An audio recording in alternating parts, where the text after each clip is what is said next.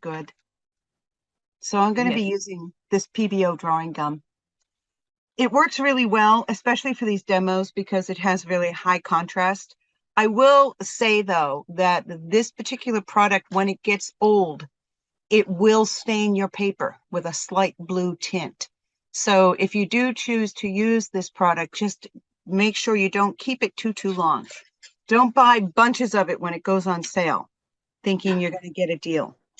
And then I'm going to apply this using the back end of one of my brushes. You can buy a really inexpensive a synthetic brush if you want to apply this. But I'm simply going to take that brush and I'm going to stir the masking fluid. You really don't want to shake it because you'll get air bubbles into it. And then I'm simply going to articulate that outside edge. And the outside edge of your hollyhock has a rather scalloped kind of look to it. It's not a straight circle. And I'll just dip in, I'll come back around.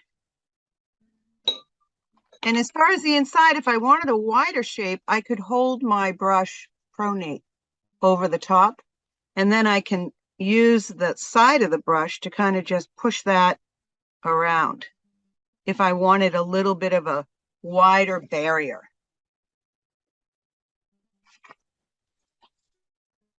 All right, so there's one.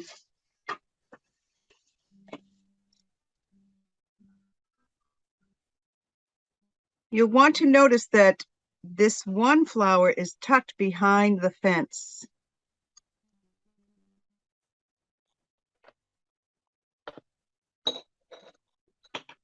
So where it's popping out from behind the fence, we don't need to save that white. Just the white on either side.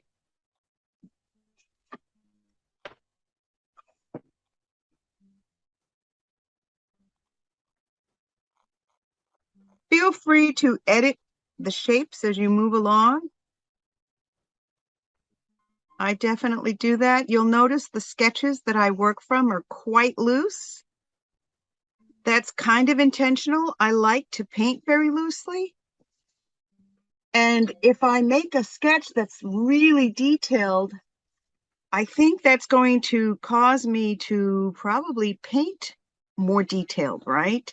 So I tend to try to thwart that right from the get-go. And I try to force myself to be more loose in as many ways as I can.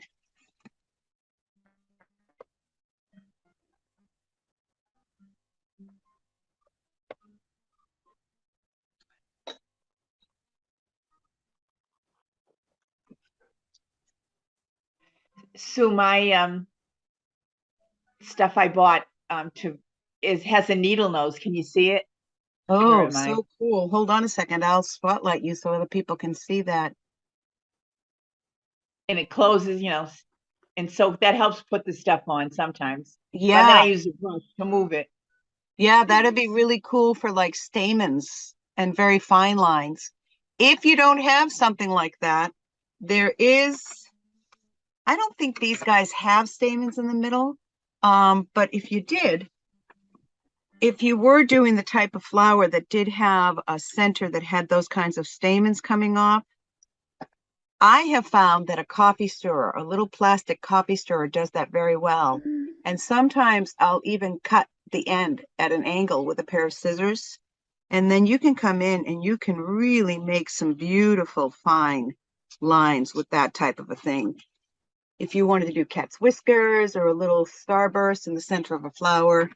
And some of these flowers do have that little kind of a stamen in the middle. So if you wanted to do a couple of those stamens, you could. And if you did one and you didn't like the shape of it, don't panic. Just let that masking fluid dry. And in about 10 or 15 minutes, you can rub that masking off your paper and then reapply it. So don't fret if you do wind up putting a shape in that you're not happy with. And there are some little yellow bursts coming out of the center of this. I will bring that image up again of the flower so that you can look at it. Generally, the idea of masking is when you have something that is light against a dark that you want to save. So those yellow centers, I pretty much just created those by painting around them. But if you felt like you wanted to mask those little starbursts coming out, you could do that. The problem I find with masking is that it leaves a very hard edge, where when you're able to paint that, you get a softer edge. And I actually put a lighter pink behind and then just created that more subtle shape using paint. So that's the way I would recommend we go about doing that. And then I added the yellow and the green later on. Again, I wasn't real specific about the shape of those stamen that come out from the center of the hollyhocks. I did add a bit more detail in the sketches that I shared with you guys. We don't need to mask our fence posts. They are large enough that we will be able to paint around those without any great difficulty. That would really would just be supporting the mask companies if we were going to just mask all that kind of stuff. If you felt that you really wanted to mask those, you could, but it is not something that I would typically do. I'm just going to pull up the document that I sent out that you received when you enrolled in the class. And as you finish up your masking, I just want to go over this, especially for those who are new to my classes. When you enrolled, you received this document. It's a Word document, and you have to hold down the Control key when you click on a link in a Word document. Also, when my website, and they said they were going to stop doing this, but I don't know if they have, sometimes these links will expire after 24 hours. So if that happens, I have a couple of solutions for you. One of them is that I've used Pinterest boards where you can access all of this information. You could also just call me or email me. My phone number is always in the signature of any email that you receive from me. And you can find my email address on my website, but it's, you get it when you sign up for classes anyway. So on here, there's a link to some class policies and procedures that I'm sure you would find engaging and interesting. There's a little link about how to use Zoom if you've never used it before, and also for just best practices when using Zoom, how to find the different tools and things that are there, and just courtesy type things for how to navigate your way through it. Here's a link to the class Pinterest board. And I'm going to show you that Pinterest board and what's on there in just a few minutes. This is your link for class. You will always use the same link for all of the classes in any session. It doesn't change week to week. I did not put a password on this link because I have to let you into the class. So there's no need for you to have a password. If somebody's there that shouldn't be there, I just won't let them into the class. So you don't need a password. So there's your Zoom link. You would use it every week. There's a little video here that I recorded showing you how to use graphite to transfer your sketch to watercolor paper if you want. And then there's a link here to a general watercolor supply list. Every time you sign up for one of my classes, you get one of these little documents with all of these links, which has everything that you need for the class. We're actually going to just set this to the side once you're done with the masking, and we're just going to talk about some of the housekeeping stuff with this online class. And I have a special little surprise for you as a little extra project for this session as well.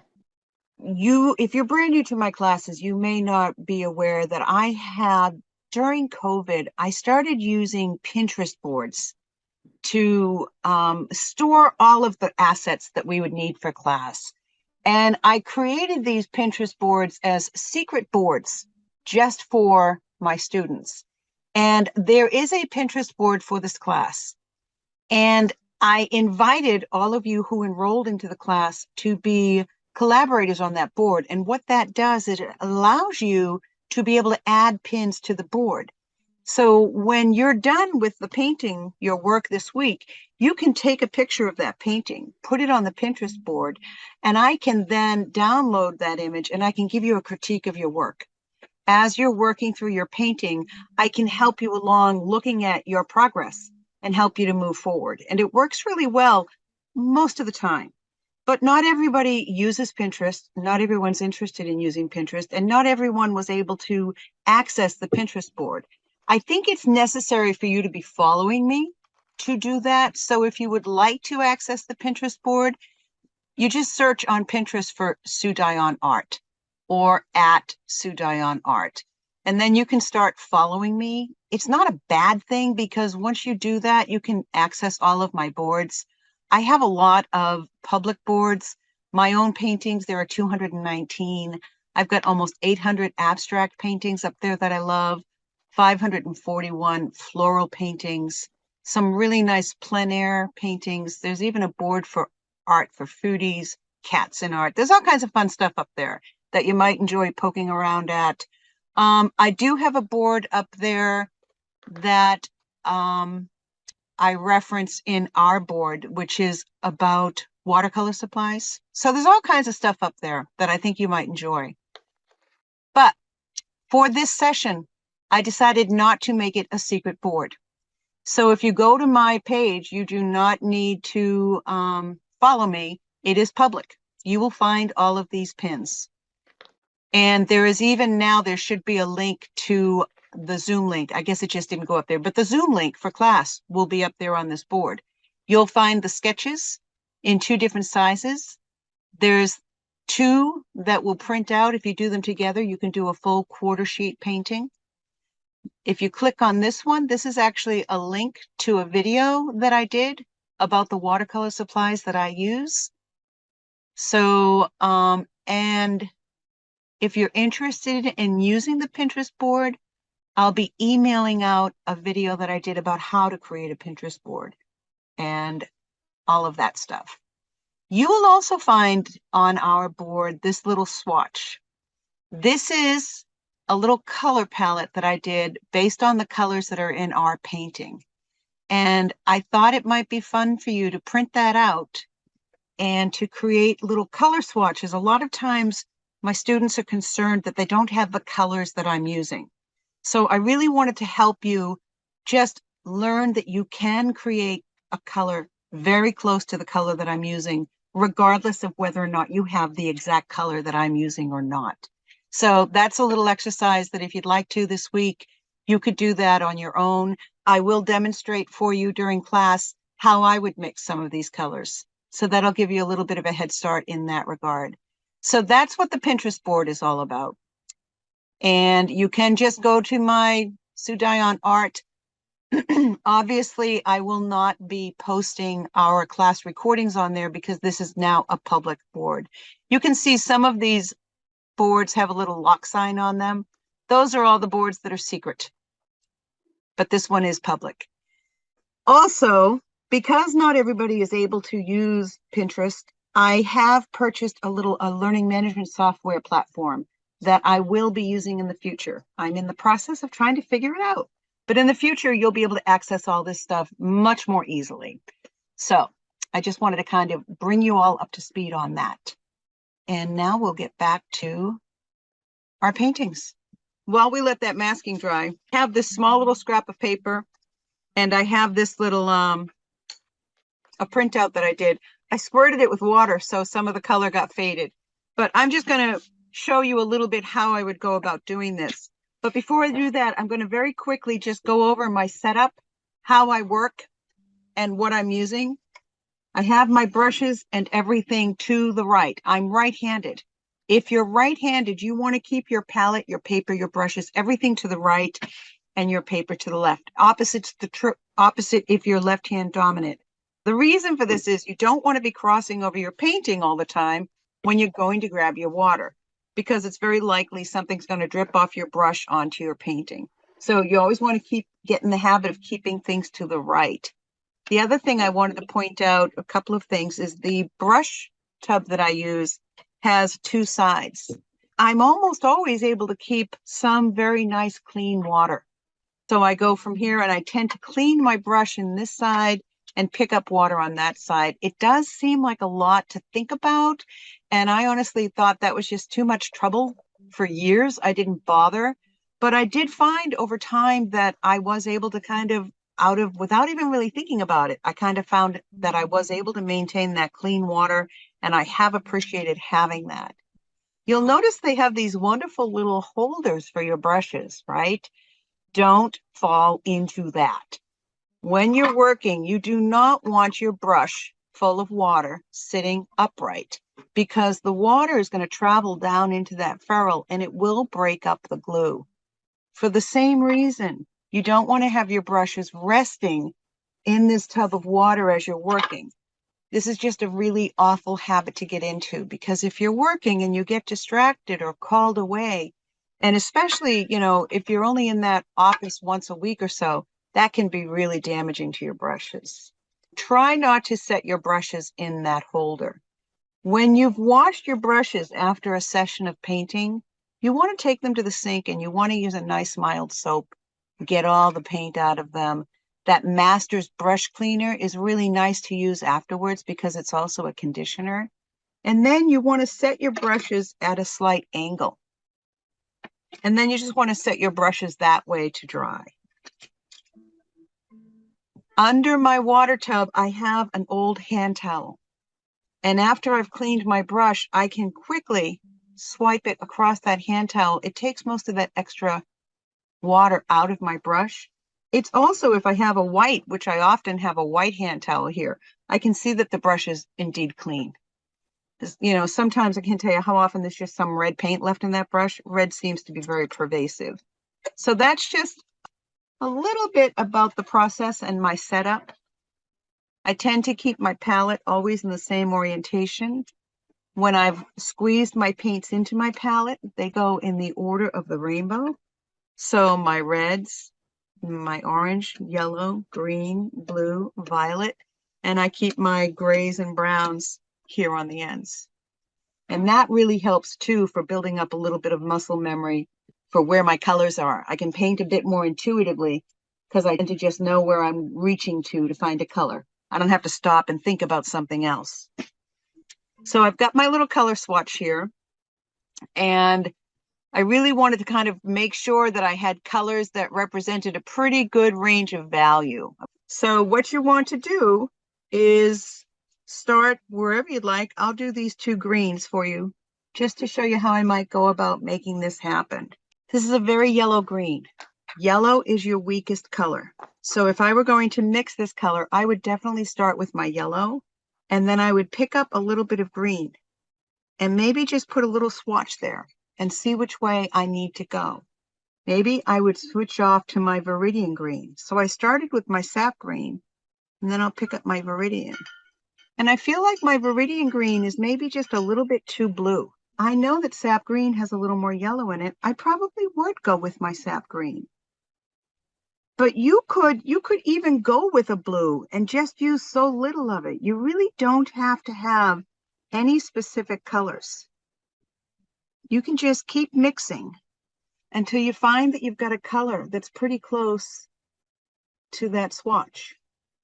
And I really feel that if you guys just take a few minutes to play with these, I think you're going to be surprised at how close you can come to every one of these colors. I don't want you to feel like you need to go out and buy a bunch of new pigments.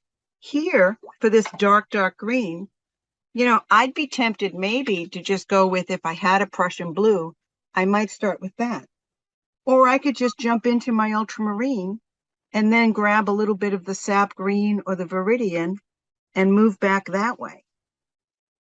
My first indication is, okay, that's a little bit too blue. All right, I could go back into the green, or because it's watercolor, I can just glaze it with a little bit of yellow. I can manipulate that color right on the paper. By doing this, you're also going to observe another interesting characteristic of watercolor pigments. They fade as they dry. They'll become less saturated.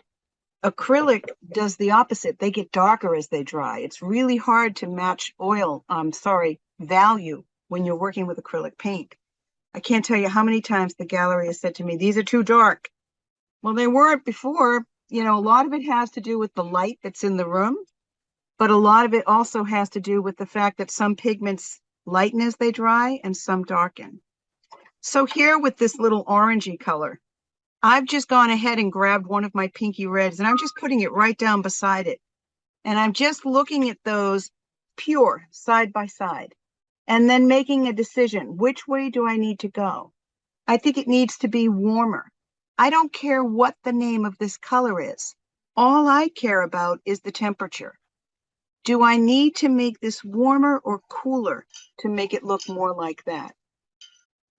And if you can think about color as temperature, rather than, is it cadmium red? Is it permanent rose? Is it vermilion? I don't care what the name of the color is. What's its temperature? Is it warmer? Is it cooler? Is it a darker value or is it a lighter value? We don't have the color white in our palette typically. And if I were to take white and add it to this color, I'd probably get something pretty close to that. I don't have white. So what I use is water to thin that color down. And that's how I might get that lighter value. Okay. So those are some ideas for you. I hope you find it helpful. And I hope you find it to be very freeing to know that you don't have to go out and buy a bunch more pigments.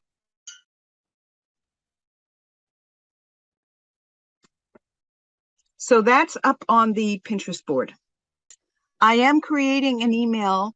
I'm hoping it'll be a video. I want to help you guys so that when I put something out there or anywhere you find something and you need to make it bigger or smaller or it's not printing out the right size, I'm trying to find the best, simplest way for you to be able to pull those things. I use Adobe products, the Creative Cloud. I'll use Illustrator or what's the other one? Photoshop. But my gosh, they're really expensive. And yeah, and I hate paying for it every month. So I'm still looking for something. I use it a lot for different things. So I've justified that expense for me. But yes, hopefully in the next few days, you will get that email from me.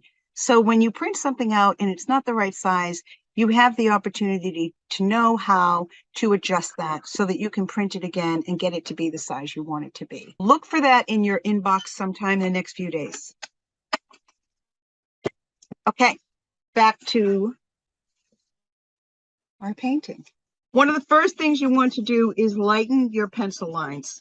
And we probably should have done that before we put the masking on. It's easier to lift pencil than it is graphite, and some graphites lift better than others. I find the Soral doesn't lift very well at all. The Craft Smart that I get at Michael's does a pretty good job. This is one of those vanish erasers. This is a regular white plastic eraser. I find the white plastic erasers do a better job, typically. So, you know, also, one of those kneadable erasers is really nice because you're not smearing your pencil lines. If you find that your pencil lines, graphite doesn't smear as much, but if you used a really soft pencil, you might find this type of action is really going to smear those lines. Get one of those kneadable erasers and try just blotting, and you could lighten your lines much more neatly using that. Be careful around that masking if you've already masked. You don't want to lift your masking up. And while this one is dry, as promised, I'm just going to rub it off. And you can see my masking is getting old. You see that blue? That's what happens with this PBO masking when it gets dry. It did tint my paper. We're going to begin by spraying down our paints. One of the wonderful things about watercolor pigments is that you can reignite them. You know, you can't do that with acrylic. You can't do that with gouache. They dry, they're done. Same thing with oil. You can put your oils in the freezer for a few weeks. Keep them from drying out for a little while. But you could even if you're in the middle of a painting, you could leave the colors that you mixed up right out there on your palette and come back and reignite those. I do love that about watercolor pigments. They last so long. They will mold eventually, and they will start to, if they start to get really gritty. I just had to clean this little piece of my palette out.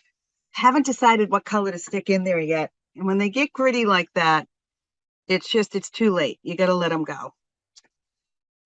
So we're going to do this underpainting. What I really love about this, as a matter of fact, I'm going to share the screen and pull this up. I want to show you the area of this painting that I really love the most, because I want to try to emulate that. Bum, ba-dum, bum. Hollyhock, where are you? Up here in that upper left-hand corner, it really just has a beautiful glow back up in there. So I'm going to use some Quin Gold and some cadmium yellow up there. And I'm going to be using some of the permanent rose. A lot of that blue got added on later, believe it or not. That's more of an acrylic or a oil technique. And as a matter of fact, I think I really do want to go grab this painting so that I can show it to you in person, if you will just bear with me, because I think that it will do a better job of showing you. But I'm going to mix up some colors very quickly. And then while I just run off, I think I left that painting underneath the scanner. That's the Quin Gold. And you guys can go ahead and mix your colors. This is some permanent rose.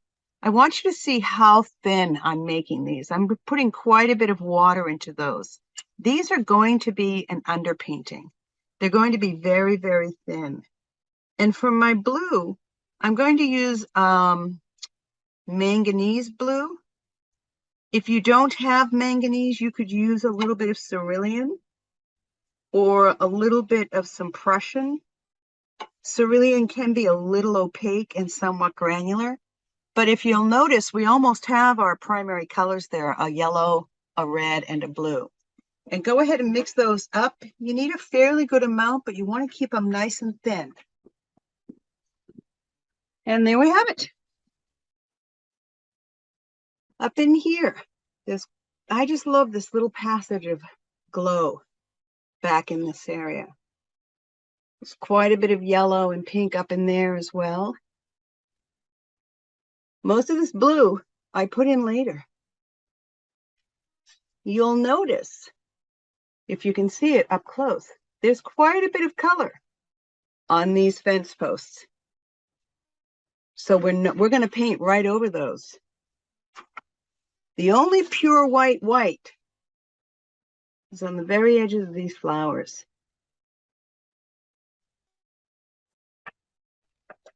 So I do want some bright yellow. This is Hansa yellow.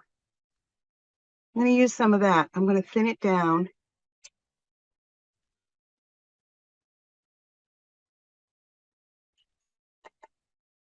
A little more of the permanent rose. Beautiful pink, bright, pure color. We want to start our painting with the purest pigments that we have. Primary magenta would be great. Cad yellow can be quite opaque. We really want to try to stay as transparent as possible. I think the Hansa yellow or Arulian might be a little more transparent. If you happen to have those, a nice bright yellow, whatever you've got. And then your cerulean or manganese for the blue. And I love Quin Gold. It's beautifully luminous and transparent. So I'm putting some of that in as well.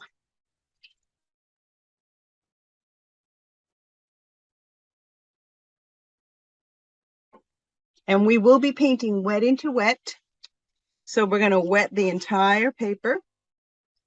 And then we're going to drop our colors in. And I think it would be best for you to watch me as I do this. And then you can go ahead and do it for yourself. I'm going to apply my water. I'm going to use this 1-inch flat to spread it around. This is a synthetic sable blend. And the sable in this brush really helps me to carry a lot of water. My water is a little bit tinted now. because I've been cleaning my brushes with it. But I would go, even if there's a little bit of tint in the water, it wouldn't really impact. You can't really see it on the paper. And even if you could see it a little bit, it wouldn't be the worst thing in the world. It would help you to know where you've been. So I'll paint up to the edge of that masking that I put on. You could also just take your spray bottle and you could spray, especially where you've got a large area that you don't have to work around anything. That can help save some time. And then just spread that around. The first step I have here is to paint everything that I want to receive color with water. Everything that I do not want to have receive color, I would leave white. And actually, I think I'll just go right over those. We saved everything we wanted. So I really don't have to paint carefully around. The only thing I really want to be that pure white is that outside edge. I'm just going to go ahead and take my color, my water. And there's a few things that I want to talk to you about this level of dampness on our paper.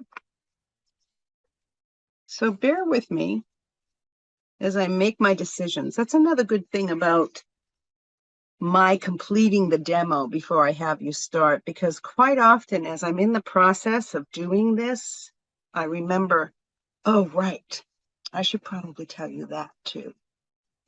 Okay. So now I think I've wet the whole paper. What I want to do next is pick the paper up, use the light in the room, and make sure I haven't missed any spots.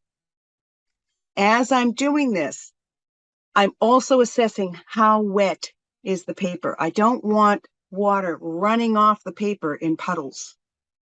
It shouldn't be dripping wet, but it should be evenly damp. I don't want to see areas that are starting to lose their shine. I'm looking for consistent levels of dampness all the way across the paper. Once I've made sure that that is true, I'm going to then re-dampen all 4 outside edges because they are already wicking in air and they're beginning to dry. So I want to make sure they stay good and damp. My colors are mixed up and I'm going to begin laying the color onto the paper. I'm going to start with my weakest pigment.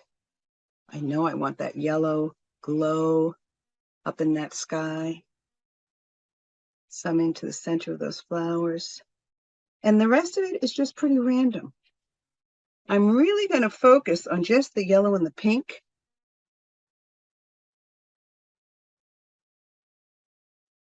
I don't want to lose all of the white of the paper. I'm going to maintain some of that. I'll get some of that gold in here. And at the very end, I'm going to add just a bit of that blue.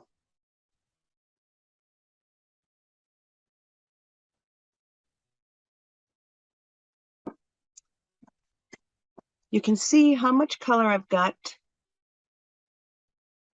how much of the white of the paper I've left.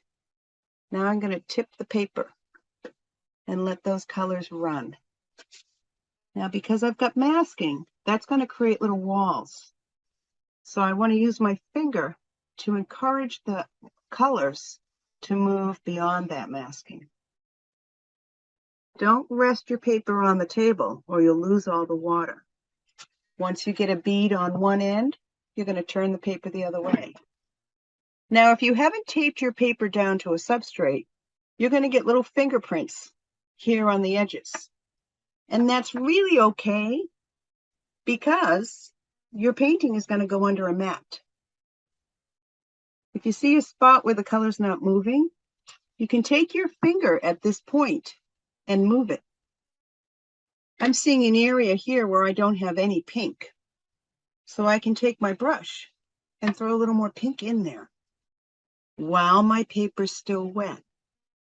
Those are 2 things that you can really only do early on. As your paper begins to dry and your colors start moving more slowly, you really don't have the freedom to get back in there with any more color or with your fingers.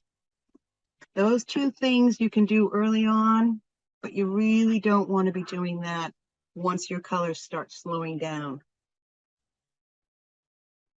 So this is what I call the tilt-a-whirl stage. We keep turning that paper as long as we see our colors moving. We can direct where they go.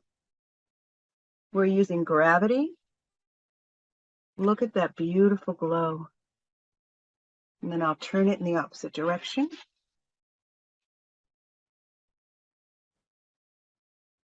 So I'm going to continue babysitting my paper. I've just wiped off what dripped off my paper. I'm looking for where the colors are interesting, where they're not. I have maybe the opportunity to get just a little more if I wanted a little more pink in there. But that would be the last chance I probably have for adding any more color. All right, so you guys are ready to start. I'm going to just continue tipping this, but I'm going to walk you through the steps of doing your underpainting. Before I do that, though, does anybody have a question? Don't forget you're muted. Okay, so first thing you want to do is make sure your colors are mixed up. You also want to make sure you have enough color mixed up. You don't want to run out of color halfway through. You've mixed up some beautiful transparent yellow, pink, and blue. You've thinned it down. And if you'd like, you could mix up a little bit of gold as well. You don't want to thin it down too much. Remember, your watercolor pigments will fade as they dry. Once you've got 4 nice, good-sized puddles of pigment mixed up, you're going to start to wet your paper. You'll want to have a nice flat brush to move that paper around. You don't have to avoid anything because you've masked what you wanted to save as your pure white. You're going to dampen the whole piece of paper, and then you're going to use the light in the room to make sure that you haven't missed any spots. Your watercolor pigment will go wherever the paper is wet. Once you're sure you haven't missed any spots and that your water is not dripping onto the table, you're going to lay the paper down, you're going to dampen that flat brush, and you're going to put water along all 4 edges of the paper. Now that you've done that, you'll take your round brush and beginning with your weakest pigment, that yellow, you'll lay some yellow up in the upper corners, pushing it through the blossoms, dropping a little bit down. You're not painting, you're pretty much just dropping the color onto the paper.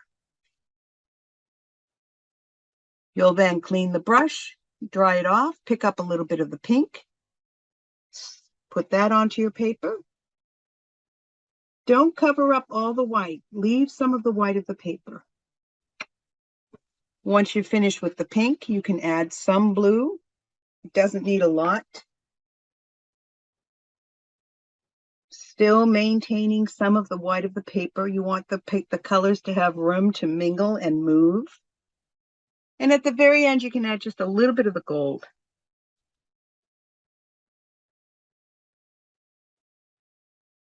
You're then going to pick your paper up. At this point, some of the water will probably start dripping down onto your work surface. And now you're directing. Let those colors run down the paper till you get a bead of water at the base. Then pick your paper up, turn it in the opposite direction. Get it about halfway down the paper, turn it down. Let the colors run. Give it a chance. Then turn your paper again. You don't want to spin your paper so fast that it all winds up being mud in the middle. Give the color a chance to move.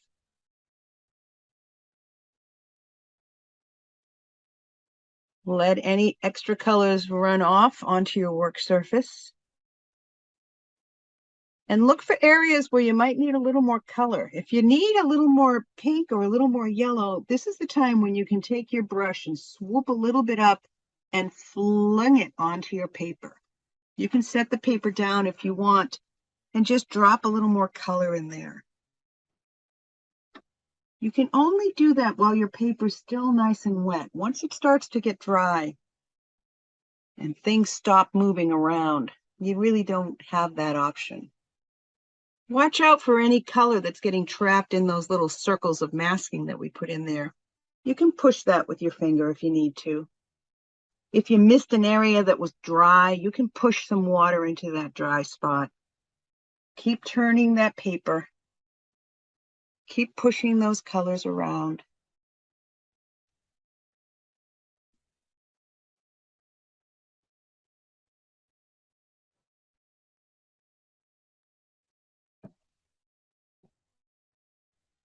As long as your colors are moving, you want to be turning this paper. You would never at this stage set this paper down and walk away. You want to keep working. Keep controlling where that water is going. We're using gravity, but we still have some say.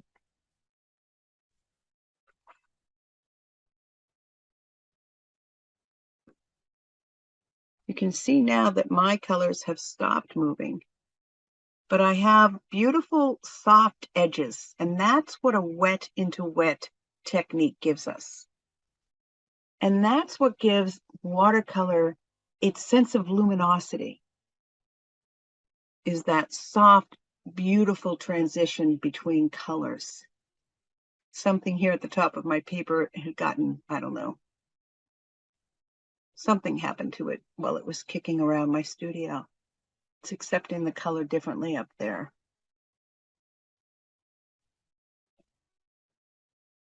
Beautiful soft colors.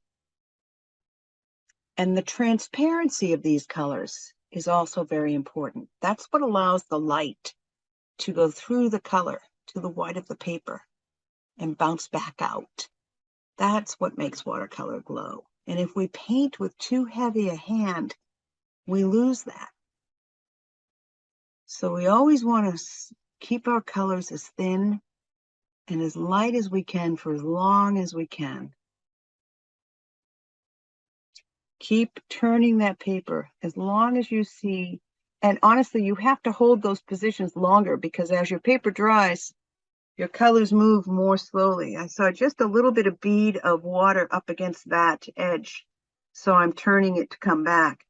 If I had set my paper down and that bead of water were there, it would have eventually worked its way out until it hit an area of the paper that was too dry, and that water that was carrying that pigment would have hit that dry section of paper and went, and it would have dropped all of its pigment and left a hard edge, a blossom in the middle of my painting.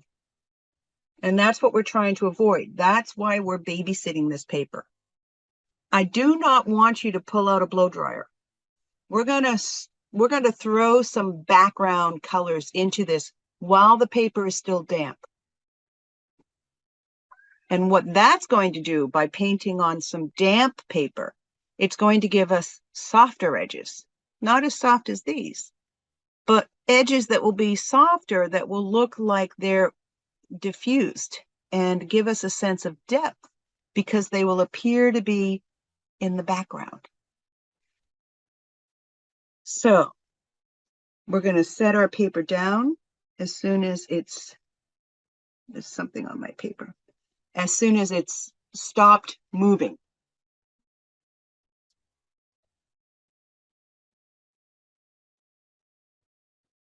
And I'm going to put some softer shapes into this background up in here.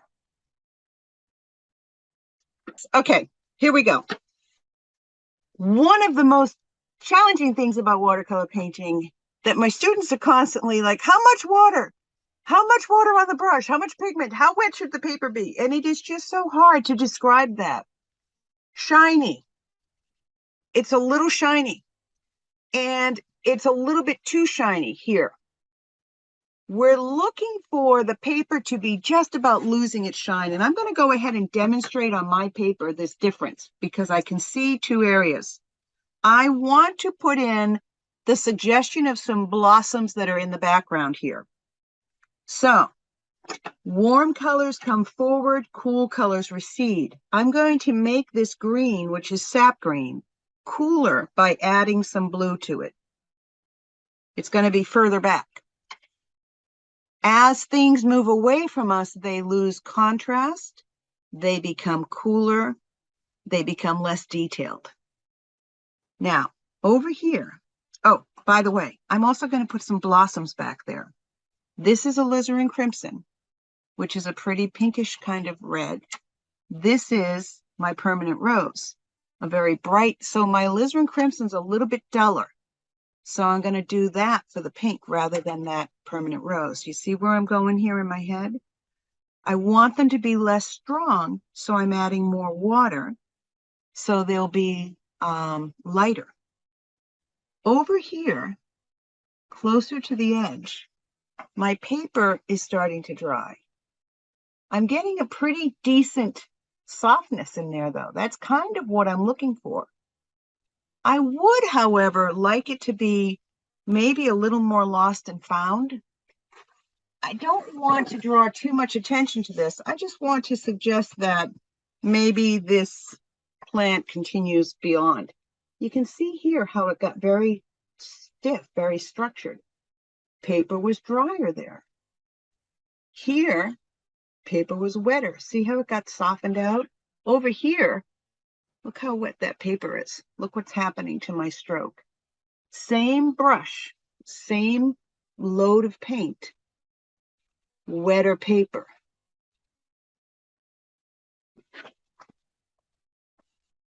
Don't really want something so hard edged. So I've just cleaned my brush. I'm going to take out the extra water and I'm going to come back and just kind of soften some of that out a little bit.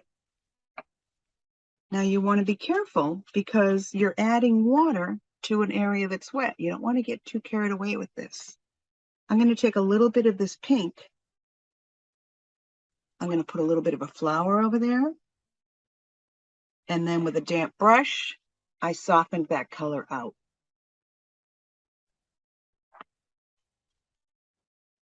Take a little bit of that pink. I'm talking, look how little this brush is, guys. This is a number 4. It's a very small brush. I'm using very little pigment. I'm just kind of smushing. There's a little chain of color. Why did I go that way with that stroke? We've got a lot of this right now. I just wanted to put a little bit of something going the opposite direction.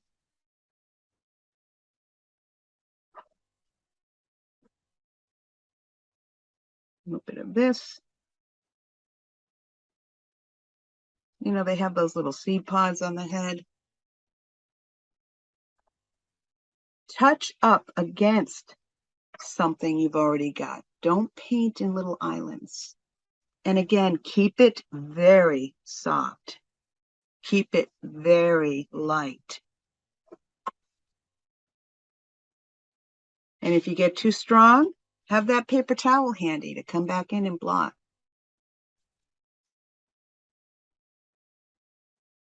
Don't worry about going over some of those pencil lines that are in your drawing. Watercolor pigments fade as they dry.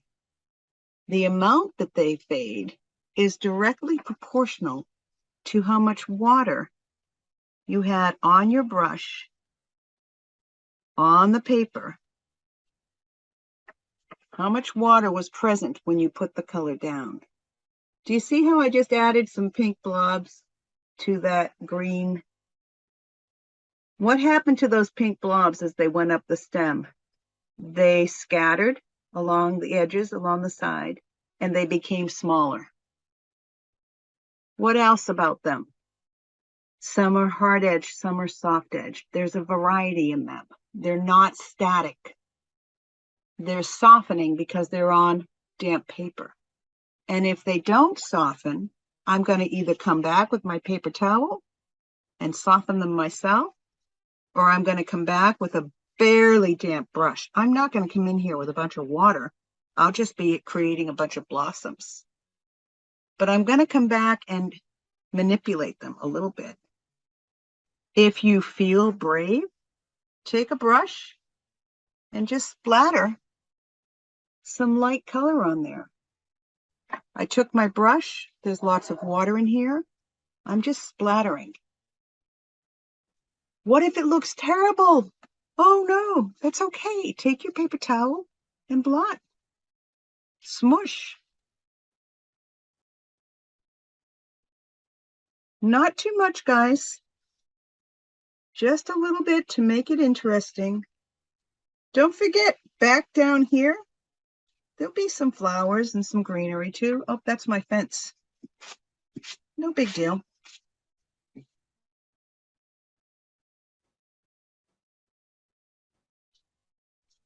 We're going to be coming back in with darker, richer color. But for now, we can make this a little bit more fun. That big, big pink blob I put in there, I heard a collective gasp. It's okay. Put it down, come back, blot it, soften it, put a little more down. It's two colors.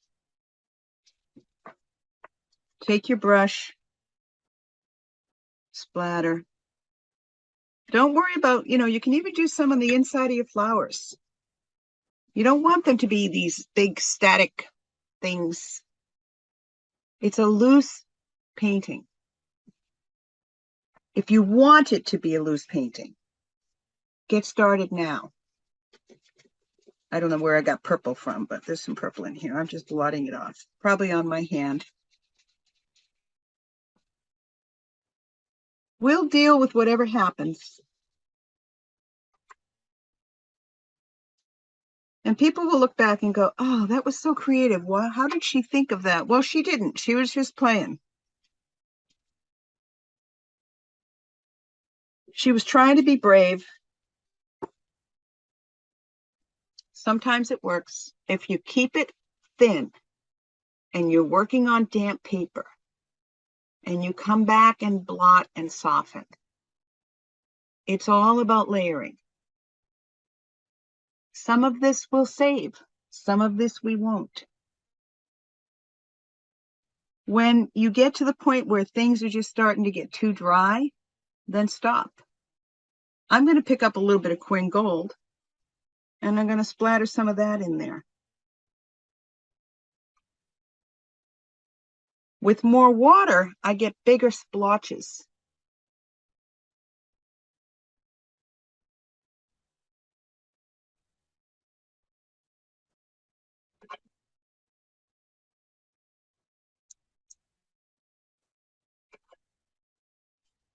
Sometimes if I splotch, I'll just come back with a damp brush and push the splotches around.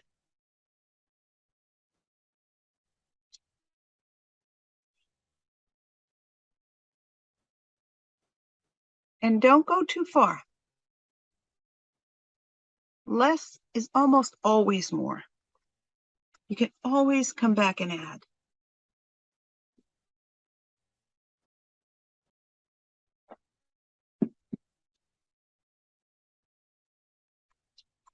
See how our color swatch is doing. Coming along. So I will take a picture of this lovely painting and I'll put it up on the Pinterest board for you. I'm going to send you guys an email and I'm going to include in that email how to use Pinterest. I will include the image of the painting so far. You've got an image of the finished painting. Is there anything else that you guys can think of that I need to email to you? I'll email you this color swatch. I'll just go ahead and email that out in case you guys can't get to the Pinterest board. And this is just purely voluntary, just something for fun if you feel like playing with color. This is kind of where we're going. You can see, you know, I talked about why I changed the sketch. These guys got a little crazy. This perspective is wrong here. And this is a little, there's a few things that are just got too wild and woolly. I kind of liked this little flower coming off the front ledge of this fence, but I just didn't love this whole front ledge where it was setting on the painting. It was just too awkward. And that was why I changed the fence rail. There's going to be a really nice little dark shape in here that's going to help bring our eye up. And I like the perspective on this. What I did was I found a fence that I liked and I stuck it in front of my drawing. I changed the drawing a little bit. I tried to add a little more detail for you. I think I put another flower over here. And we may save a couple more smaller blossoms just to give a little more visual balance to these two. But I don't think we're going to want the white on them. But we might save some of that white next week before class. We might mask a few of these edges just to give ourselves a little line to bring the eye through the composition. Don't let me forget. In the beginning of class next week, I will begin by looking at any paintings that are sent to me. You can post them on the Pinterest board. You can email them to me. There's not that many people in the class that I shouldn't be able to get to everyone. So that's part of the class, is a critique on your work. And what I'll do is I'll take a look at where you're at and make suggestions for how I would go about, if it were my painting, what my next steps might be. And you are welcome to heed that advice or ignore it. It is not something that's carved in stone. It's just my feelings at that point in time. My feelings might change. Your feelings may be different. You may have a different idea of where you want to go with that painting. That's perfectly appropriate. And I applaud it. And you just go, because it's your world, and send me your picture next week. And we keep moving forward together. And that's fine. When you've gotten this far, take a picture of and either email it to me or post it to the Pinterest board. And I will include your painting in next week's critique, which will be how we will begin class, by looking at one another's work. I hope that you pay attention to that, because I do believe that the critique is one of the most important parts of learning. And you would not believe how much easier it is to learn when you're looking at someone else's painting, because when we're looking at our own work, we have this certain sense of ownership and pride, or not even that. We feel like we've communicated what our thought was, kind of like when you proofread your own writing. You see what you thought you wrote, and it's the same thing with our paintings. But when we look at someone else's work, it's much easier to see more clearly. I hope you take advantage of that.